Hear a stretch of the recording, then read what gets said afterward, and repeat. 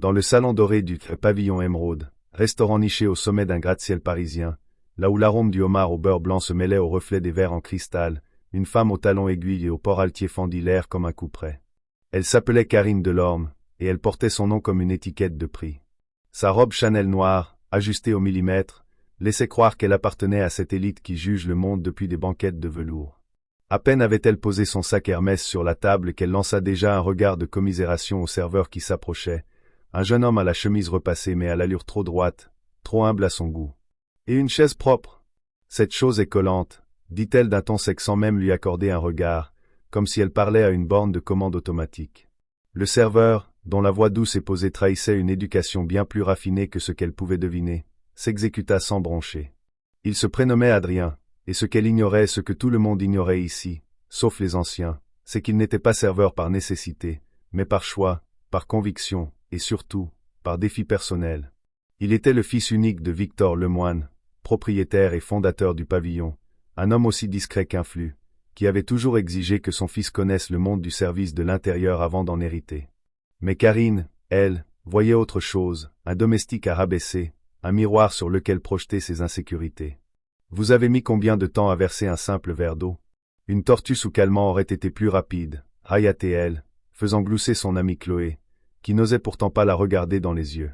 Le repas se déroula sous un feu roulant de remarques acides, d'exigences absurdes. Je veux un tartare, cuit, et de critiques mesquines sur la façon dont Adrien se tenait, dont il s'exprimait, dont il respirait presque. À chaque passage, elle l'assaillait d'un sarcasme. Vous avez étudié quelque chose, ou bien c'est votre summum. Porteur des assiettes? Mais Adrien gardait le silence, ne laissant rien paraître d'autre qu'un calme étrange, presque inquiétant. À un moment, lorsqu'elle fit tomber sa serviette à terre, elle claqua des doigts. Ramassez. C'est votre rôle, non? Il se pencha sans un mot, et à cet instant précis, Victor Lemoine entra dans la salle, vêtu de son costume 3 pièces gris anthracite, reconnaissable à sa montre à gousset héritée de son grand-père. Il salua d'un hochement de tête plusieurs clients de longue date, puis ses yeux se posèrent sur Adrien et sur Karine. Il observa la scène de loin, et s'approcha lentement.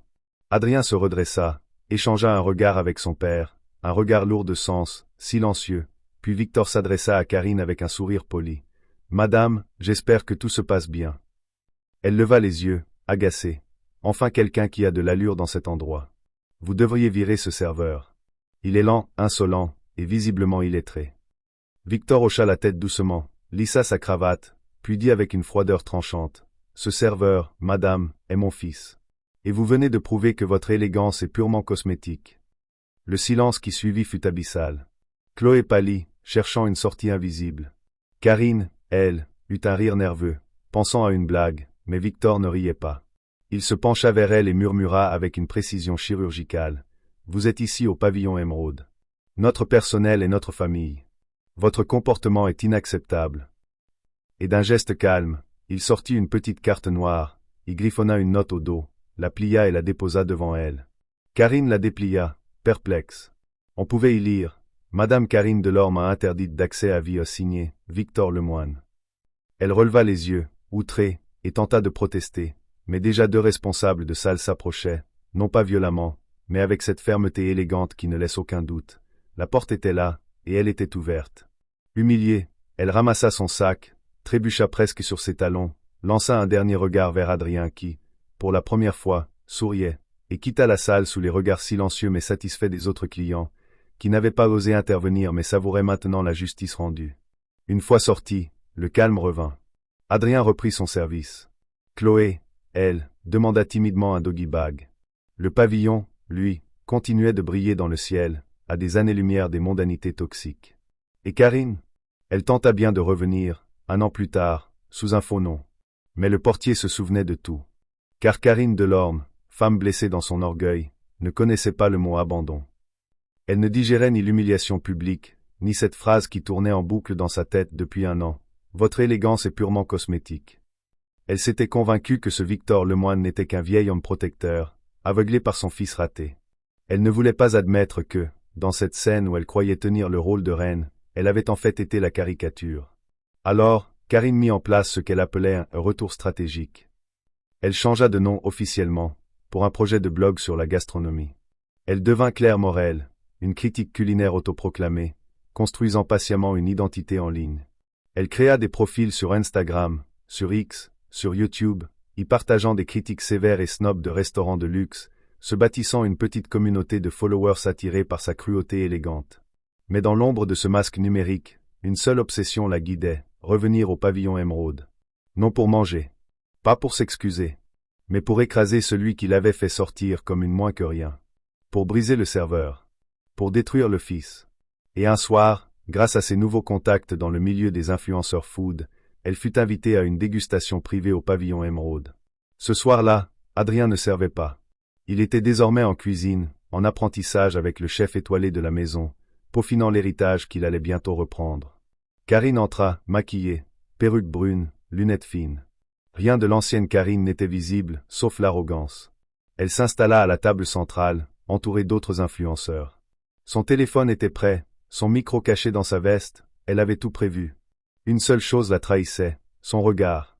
Elle scrutait, elle cherchait, elle attendait. Et au moment où l'entrée fut posée devant elle, une assiette parfaitement dressée, elle lança.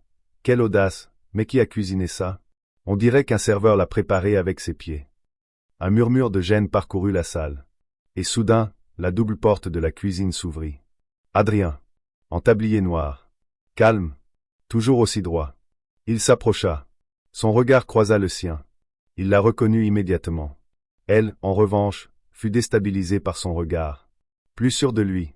Plus mature. Moins silencieux. Il dit simplement, « Ce plat est de moi.